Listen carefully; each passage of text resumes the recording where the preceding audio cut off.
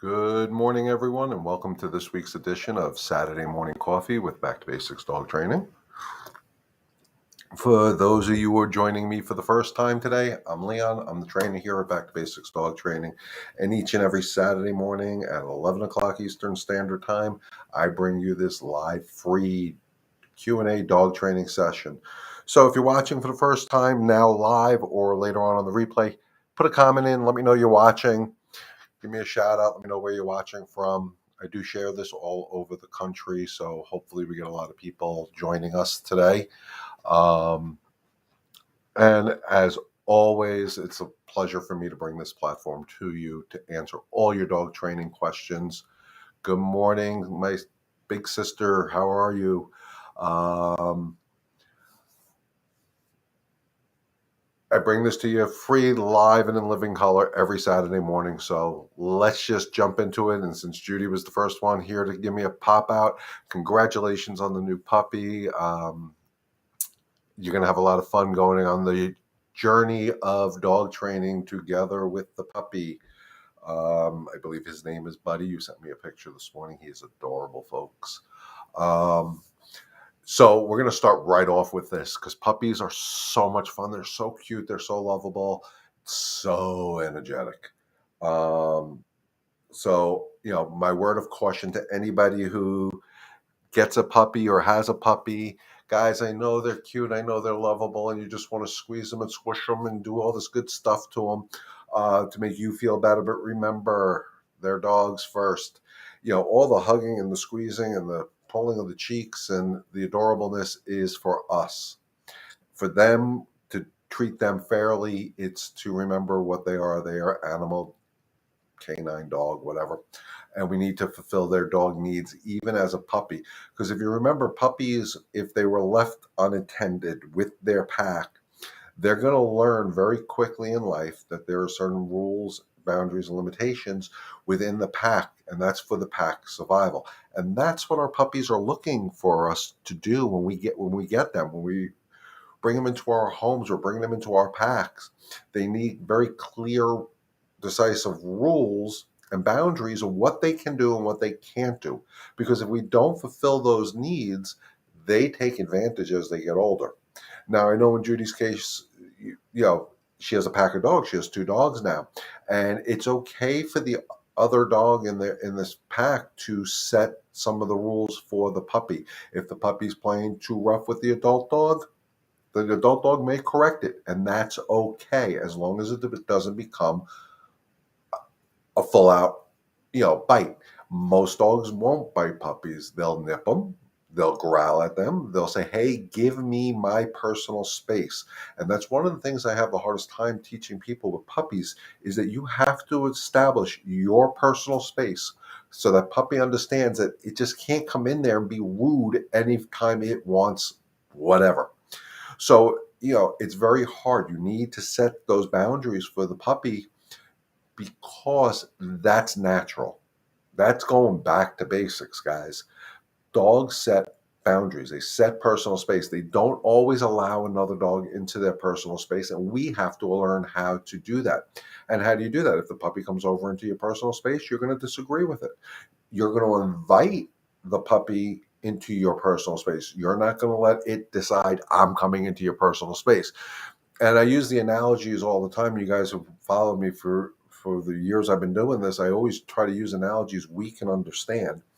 If I met people in a bar and I invaded their personal space, they're not going to be happy with me. So as humans, we understand that concept of personal space, but we don't when it comes to our animals. And we really need to learn that. I watched an episode of another trainer who has, besides a dog trainer, they have other animals on their property, and they were doing a feeding ritual with a dog, but they had other animals there.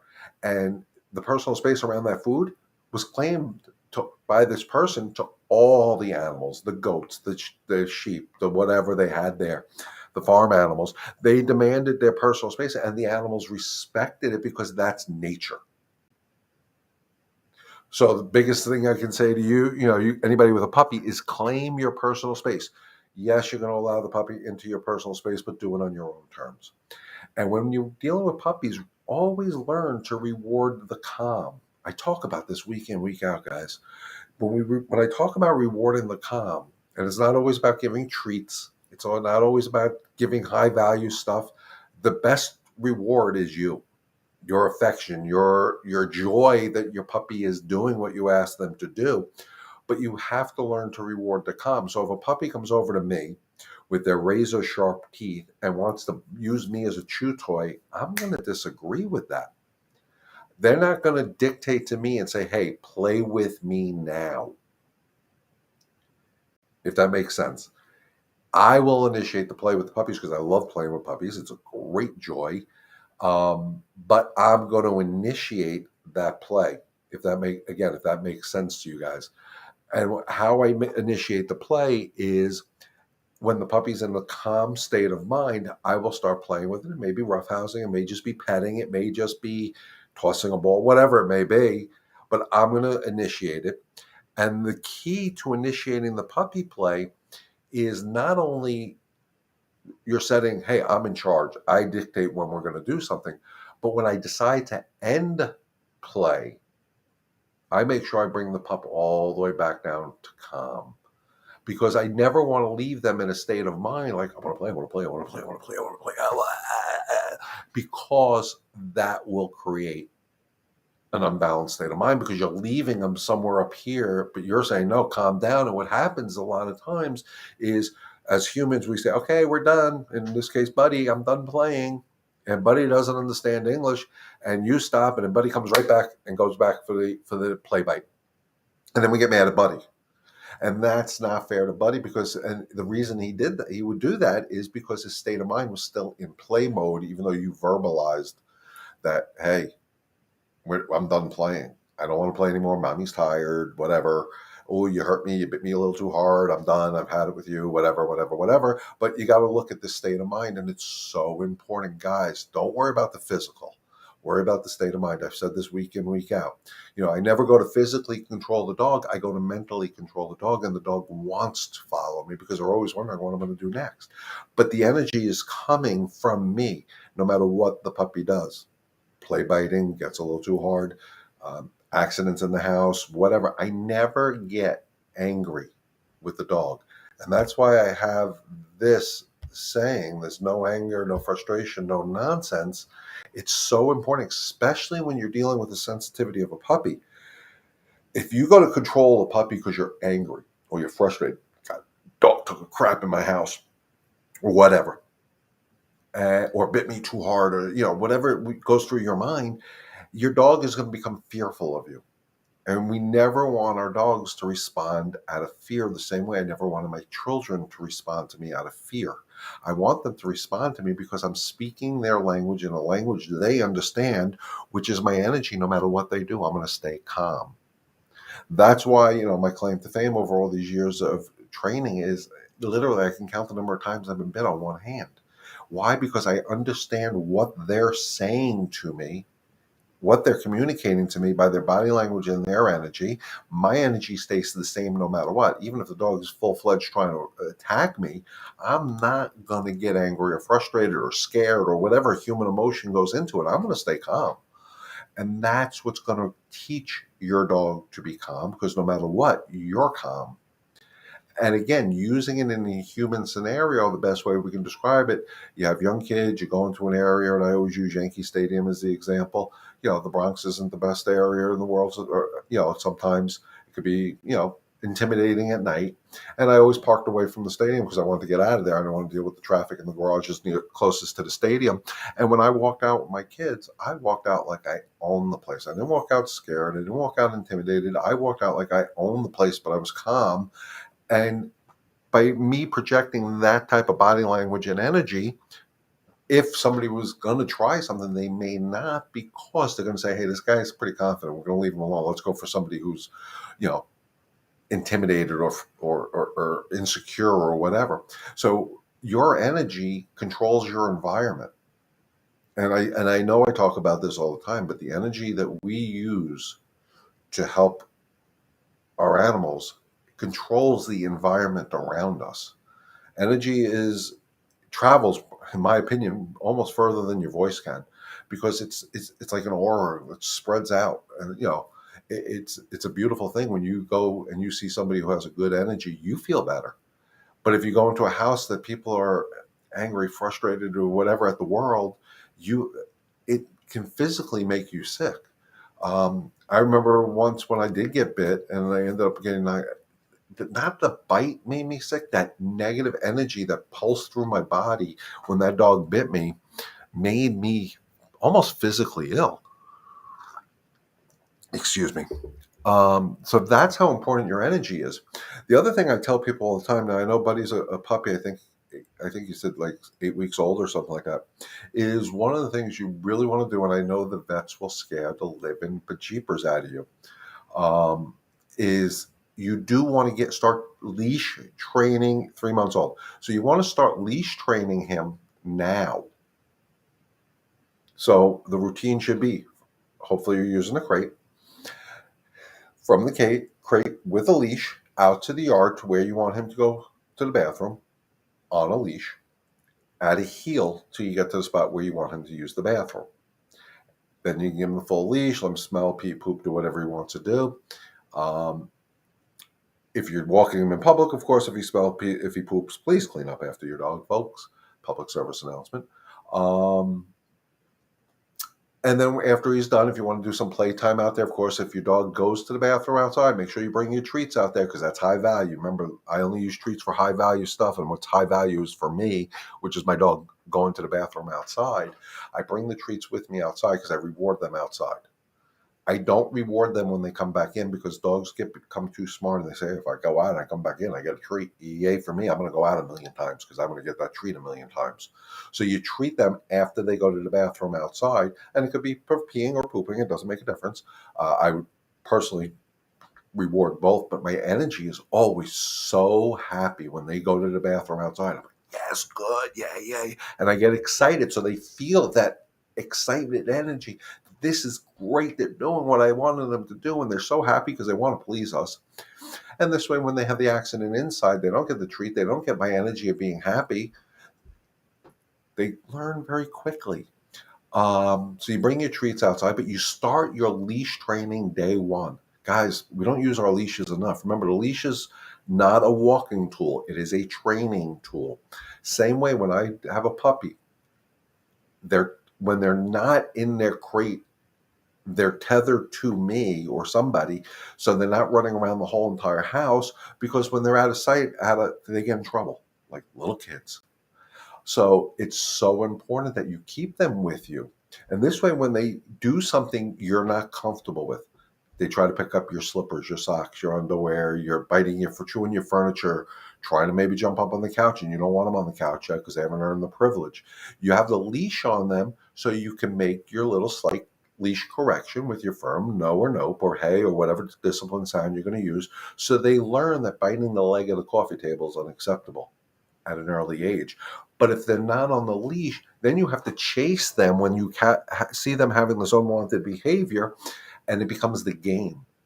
And we don't want the game. So the leash, they should be tethered to somebody. Leash on, always supervised, tethered to you. So if they make a mistake, or not a mistake, an unwanted behavior, you have direct access to them to make a very subtle correction. It doesn't have to be aggressive because they're just doing what puppies do. They're chewing the furniture. That's what they do. They go through teething like our kids do. So you make your subtle leash correction when you see them starting the chewing. So when Buddy is in the house, he should be on a leash tethered to me at all times. When he's free of his crate, when he's not in a secured area, he should be tethered to somebody so he learns to respect the rules of your house. Because if you don't establish those rules, boundaries, and limitations now, when they get bigger, it's harder to establish it. It's like people that don't discipline their kids when they're younger and try to discipline them all of a sudden when they're teenagers, it's a lot harder to do. So by tethering them to you or Hal at all times, you can correct the unwanted. You can set those clear rules, boundaries, and limitations that he needs you to set. The other thing is, once you have multiple dogs in a house, I personally don't allow playing in a house. houses are not meant for playing for dogs because they will destroy your house, as rough as dogs play. I had a, a virtual training this week with somebody who has a puppy, has another dog, and they're allowing the dogs to play in the house, and it's getting rough. Don't let them play in the house, guys. Same way, like I used it again when I was talking to this young lady up in New York, in the virtual training. I said, when I grew up, we had a house, we had a ranch house. Um, if I had friends come over, there was three places we were allowed to play: my room, the basement, or outside. Not in the main living quarters of the house. Why? Because as kids, we become destructive. So don't allow your dogs to do it. And if you are going to allow your dogs to play outside, especially because you're dealing with a puppy, you should be outside with them, controlling that level of excitement. So if you think that excitement's getting too high on that 0 to 10 scale, you need to step in as the pack leader, stop the play, bring both dogs down to zero calm, and then play is over. Because that way you're showing you're the pack leader inside the house, outside the house. It doesn't matter where you are, you're in charge. Can I take the leash off him in the yard so he can run? Yes, but you can. I usually say let it drag, so if you have to grab it real quick. But if you're going to let a puppy outside, off leash, you have to supervise them at all times, and that means watching them like a hawk. Reason being is everything will end up in their mouth, and there's certain things in our yards we don't necessarily want them to do. Another thing you could do is get a 25-foot lead and give him 25 foot of running. I mean, he's a puppy; doesn't need much. Um, but again, when I worked with Zoe, when Zoe was a puppy, Zoe went out in the yard with me on a leash at all times. As she got older, she got more mature, and I started to trust her more. I would give her more freedom. But also in that first stages of her life, I worked extremely hard every time we were outside on her recall, her come command. And this is the most important basic obedience command that you can teach your dog. Don't worry about the sit. Don't worry about the down. Don't worry about giving me your paw. Don't worry about giving me hugs, whatever. If you want to teach an important the most important obedience command, it's the recall, the come command. And what you do is you let Buddy get 6 feet ahead of you because most leashes are 6 feet. And you're like, Buddy, come. And you guide him to you with the leash and you pet him and you can give a high value, treats, because that's another high value thing to me. You can give treats and make it the best thing in the world because they came back to you. And then eventually you're going to make it on a longer leash because you want recall to be bulletproofed. Recall is so important, guys. I think we don't put enough onus on that, but God forbid your dog ever gets out. You want to call your dog and know your dog is going to come no matter what. But you got to start that, and you can start that at 8 weeks old, 10 weeks old, 12 weeks old, whatever. Start that. If you adopt the dog and the dog is 2 years old, again, the first thing I would work on is recall. It's so important.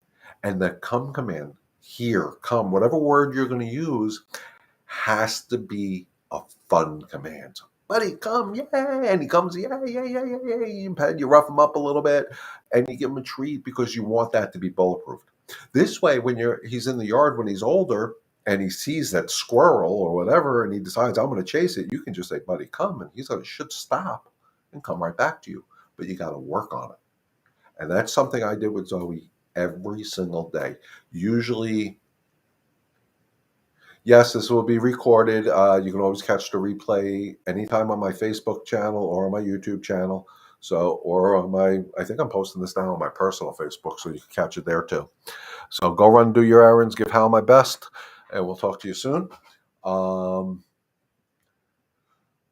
you work on the recall because that is so. With Zoe, I did the recall so much. I think it was every time I brought her out, which when she was a puppy was a lot. I worked on it for 5-10 minutes, whatever it was. I don't remember exactly. It was 9 years ago. But I worked on it because I wanted her to understand. And I even did that when we were inside. When we're sitting on the floor because I wouldn't allow her on the furniture. I had her on the leash. She'd get a little too, exploring. I'd be like, so we come, and I guide her, yeah. I had treats in my pocket. We gave her treats, and her recall today is as close to bulletproof as we can get. So, guys, I hope this information makes sense to you, because I can go on and on and on about puppy training. If there's any other questions, of course, guys, post your questions out there. Let me know. Let me know who's watching. Otherwise, I'll just keep going. So another thing I dealt with that I had a conversation with somebody about this week is litter mate syndrome. How many of you guys ever heard about it? Give me a shout out in the comments. Um, Litter mate syndrome is a real thing, I guess. I experienced it with other people's dogs. I never had a litter mates in my own pack, so I don't know. But I can definitely see it happening. What litter mate syndrome is you get two puppies from the same litter, brother sister, brother sister sister, whatever it may be. Um, if you're going to go in that direction, and you're going to take this, and it doesn't necessarily, litter mate syndrome is a little bit stronger of a bond, but I've seen on different rescue bonded pair, same theory, but maybe not as severe. Litter mate syndrome is two puppies from the same litter, brothers, like I said earlier, siblings. They have a very strong pack bond already. It's very, very strong. And it's that much more important for us as the humans, as the human pack leaders, to establish those clear rules, boundaries, and limitations the moment they come home. When you get them home, you got to really be real strict on it, because otherwise what happens is they will try to run the roost because they're already a bonded pack. So you want to make sure you set very clear rules. And the one thing I tell people to do when they deal with a bonded pair or this pack mentality, siblings, is make sure you work with them separately and the other dog is calm when you're working with that other dog. Reason being is I've seen and I've heard these stories before where people have 2 dogs, 3 dogs, 4 dogs, whatever it may be, and they go take one dog to the groomer, to the vet, Home Depot, and the other dog freaks out in the house. That's because we didn't establish that it's okay for them to be separated at any given time. So especially when you're working with siblings, you want to work with them separately. One, you establish one-on-one bonding with the puppy. It's like having twins. One-on-one bonding with that puppy, but you're also establishing that as a pack leader, I can take one out and you have no say-so in the matter. So I did have a conversation with somebody on it because these puppies at 8, 9 months old, whatever they are already showing the strength of their pack against their human packs. And that's never a good thing. It is a lot harder when you have siblings to deal with from the same litter, but you can control it. And remember, guys, I don't know if Judy has already left, but the most important thing, besides the recall command, the next most important thing for any puppy, and when I say puppy, I'm talking 8 weeks old to a 10-year-old rescue, that you can establish next to the recall command, because that has to be the most important. The next most important thing you need to work on is the structure of the walk. Now, anybody who's been following me on social media knows I'm putting my YouTube videos that are 15, 20 minutes long. We're shortening them up. We're putting them on little snippets on my Facebook page, Instagram page, and now I'm doing TikTok, guys. It's real important. I'm doing this for a reason, because I need you guys to know how important mastering the walk is. Mastering the walk is crucial. If you have 2 dogs, walk them separately in the beginning to the point where you can walk them comfortably together. And that is always based on rewarding the calm. If you can't walk your dog in a calm state of mind, you are not in control. They are. And that's when you hear horror stories about leash reactivity and stuff like that. But remember, the walk that I set up, that Mastering the Walk Back to Basics style, or How to Leash Train Your Dog in 5 Easy Steps on my YouTube channel, is all about structure and leadership, because that is crucial. The walk is not about a free-for-all. It's not about playing. It's not about running around sniffing everything and trying to catch every freaking thing that's flying in the air in front of us. It's about structure and leadership. It's that journey, that traveling mode that we need to establish with our dogs. Traveling from point A to point B. I'm driving from here to New York, and I know I'm going to stop 3 times for gas or twice for gas, whatever it is. I'm not going to stop at every scenic scenic overview, because I'll never make it to New York in time. Whatever. I have a plan in mind whenever I go for a journey, a travel in my car. So when I walk with my dog during the structured part of my day, I have a plan in mind of, okay, this is where we're going to walk to. This is where I'm going to allow you to smell, pee, poop, do whatever you want to do. And then we're going to come back home, back to structure, not sniffing the ground. And if I meet other dogs on the walk, it's not about interacting necessarily with the other dogs. It's about walking with the other dogs, because we're in a travel mode. We're pack. Like I said, I did hear on a video I was watching, somebody gave a great analogy about walking your dog, how important it is. And the way it was said is, birds are meant to fly, fish are meant to swim, dogs are meant to travel. And that's the importance of the structure of the walk. I can't stress it enough. I will be doing some seminars down here. I'll be finding out a little bit more on Tuesday. Mastering the Walks seminars, that if I can work everything out, they will be broadcasted live around the country and around the world. So I'm excited about that, because I want to reach as many people as I possibly can, because I think we don't do enough walking with our dogs. So guys, again, as always, I hope this stuff makes sense. I'm not seeing a lot of questions, so we're going to wrap it up soon. I do see we have some viewers out there, but I'm not getting any shout outs. So I hope you guys are getting some valuable information out of this. Again, we'll be broadcasting live next Saturday at 11 o'clock Eastern Standard Time. I will post it out Wednesday or Thursday. Please, if you remember, like I said, this is a free training session with you guys.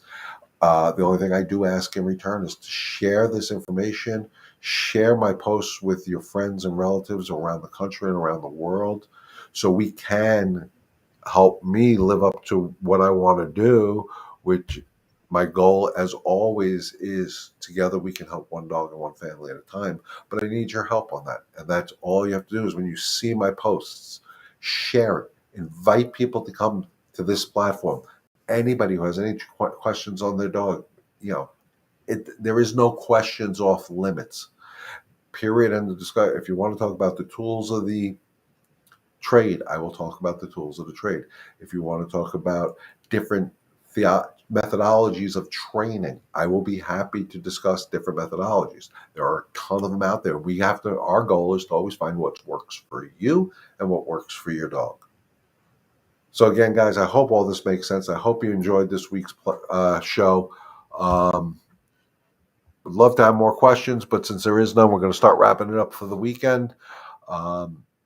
As always, thank you for inviting me into your homes this Saturday morning and every Saturday morning. It is truly an honor and a privilege to bring this platform to you. And if you have any questions later, when you think of something, please put it in the comments. I'll get to them. I don't shy away from the questions. So again, thank you for inviting me into your homes each and every weekend. As always, stay healthy, stay safe. God bless. And remember, there it is. Together, we can help one dog and one family at a time. Enjoy the rest of your weekend, guys. We'll see you next Saturday.